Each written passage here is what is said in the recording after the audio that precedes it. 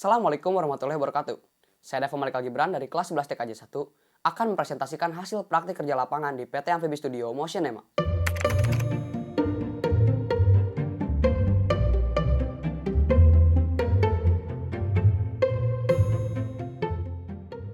Amfibi Studio Motion EMA merupakan studio multimedia berbasis animasi dan videografi yang dirintis oleh Kang Rizky Budi Ramdhani dan Kang Faikar Izani pada tahun 2012.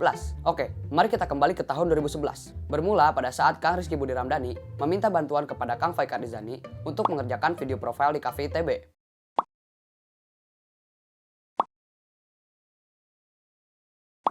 Dari situlah, Kang Rizky Budi Ramdhani mengajak Kang Faikar Izani untuk membuat studio animasi. Hingga kemudian, seorang teman mengajak Kang Rizky Budi Ramdhani dan Kang Faikar Izani untuk mengerjakan video kampanye Ridwan Kamil.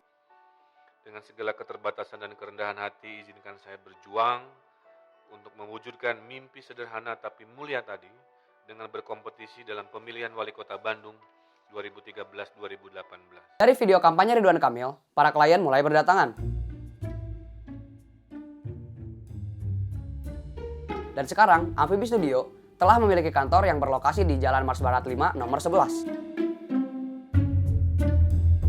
Amfibi Studio memiliki visi, yaitu menjadi salah satu studio terbaik dalam video digital di Asia Tenggara. Misi dari Amfibi Studio adalah, yang pertama, membantu klien mencapai target dengan menggunakan kekuatan storytelling pada sebuah video. Yang kedua, menambah produksi video dengan memperluas list klien dari Amfibi Studio. Yang ketiga, menawarkan harga yang wajar berdasarkan permintaan klien. Dan yang terakhir, membangun hubungan jangka panjang dan kepercayaan dengan klien dengan cara memberikan hasil yang berkualitas tinggi dan sesuai dengan waktu yang telah disepakati. Amfibi Studio merupakan perusahaan industri kreatif yang selalu berkembang dari waktu ke waktu. Sehingga, banyak jasa yang mampu dihasilkan oleh Amfibi Studio. Dan jasa yang mampu dihasilkan oleh Amfibi Studio adalah, yang pertama, Corporate Company Profile. Yang kedua, pengolahan materi menjadi sebuah materi yang siap dikomunikasikan melalui media audio-visual. Yang ketiga, explainer video. Dari ketiga jasa yang mampu dihasilkan oleh Amfibi Studio tersebut, Amfibi Studio mampu mengeksekusinya dengan berbagai macam gaya eksekusi, seperti video speed drawing, Ingatlah Sumpah Pemuda, motion graphic, to be focused on also the creative economy.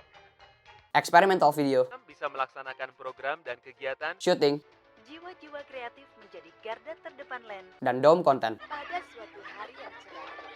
Tentunya dengan beberapa gaya eksekusi tersebut dapat membuat video klien menjadi lebih out of the box dan unik. Hingga kini, Amfibi Studio telah memiliki 10 anggota. 8 tahun berdiri, Amfibi Studio telah banyak dipercaya oleh klien dari berbagai bidang maupun berbagai daerah.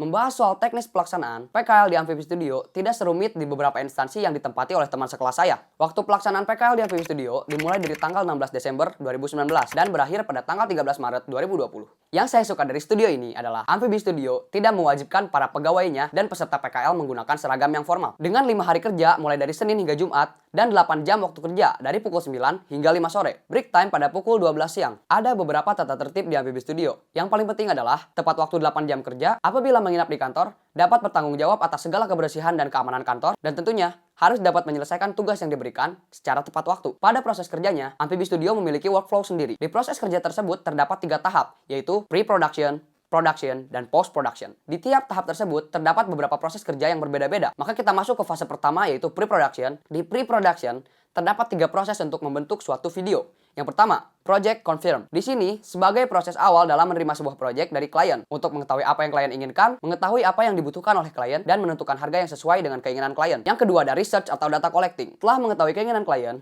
producer dan creative director mulai melakukan riset data untuk menentukan what to say, target sasaran, dan dasar key visual yang tepat. Tahap ketiga ada scripting atau visual concepting. Di sini, data yang telah diperoleh mulai diolah menjadi sebuah naskah oleh scriptwriter, creative director, dan art director. Masuk ke fase selanjutnya. Fase kedua yaitu production. Ada 4 tahap dalam proses ini. Yang pertama, final script. Setelah naskah selesai dibuat, naskah tersebut kemudian diasistensikan kepada klien untuk memastikan bahwa naskah tersebut sudah sesuai dengan keinginan klien. Selanjutnya ada voice over. Naskah-naskah tadi mulai diubah menjadi voice over oleh pengisi suara. Di tahap ketiga ada storyboarding. Tim art director mulai menyusun naskah-naskah tersebut menjadi sebuah visual yang nantinya dapat mempermudah untuk penyampaian informasi kepada klien. Lalu di tahap selanjutnya ada assetting. Setelah storyboard disetujui oleh klien, maka di sini tim creative director mulai membuat aset-aset grafis, yaitu dapat berupa vektor 2 dimensi ataupun ilustrasi sesuai dengan kebutuhan project. Di project tertentu, terkadang ada beberapa scene yang terdapat eksperimen, yaitu menggunakan alat bantu seperti papercraft dan peralatan lainnya. Yang kelima ada shooting. Selain membuat aset, terdapat proses syuting yang dilakukan apabila project tersebut berkaitan membutuhkan footage. Setelah semua aset tadi dibuat, maka selanjutnya kita akan ke tahap terakhir yaitu post production. Di post production, yang pertama ada offline editing. Offline editing berlaku untuk file-file footage tadi yang telah di-shoot.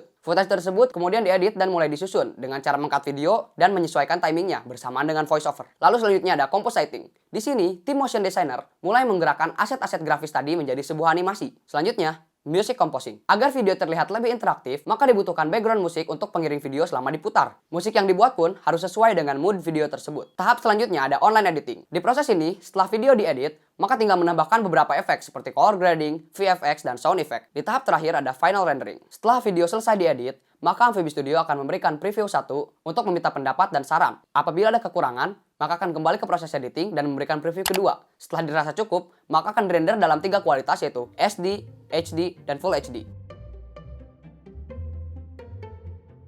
Sangat banyak manfaat yang saya rasakan saat menjalani PKL di PT Amfibi Studio. Saya juga mendapat pengalaman dan ilmu baru yang mungkin tidak diajarkan di sekolah. Manfaat yang saya dapat diantaranya adalah saya dapat mengetahui workflow sebuah proyek dari suatu perusahaan. Yang kedua, saya dapat membuat aset grafis yang nantinya digerakkan menjadi sebuah animasi. Dan juga kebetulan pada saat itu, Amfibi Studio sedang membuat dome projector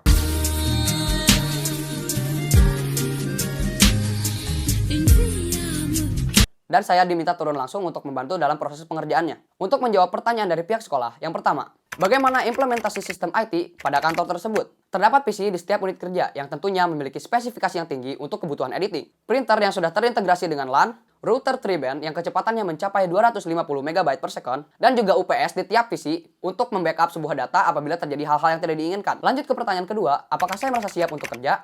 Jawabannya adalah tentu, karena setelah saya menjalani PKL di Amfibi Studio, sudah memberi saya banyak gambaran akan dunia kerja yang aslinya. Dan saya merasa sangat beruntung dapat turun langsung dalam pembuatan proyek besar bersama rekan PKL dari universitas dan freelancer. Apabila masih penasaran dengan Amfibi Studio, dapat dilihat di website Amfibi Studio atau di channel YouTube-nya untuk melihat hasil karyanya. Terima kasih telah menonton video ini. Saya Deva Malik Al Gibran, SMK Bisa. Hey, cut!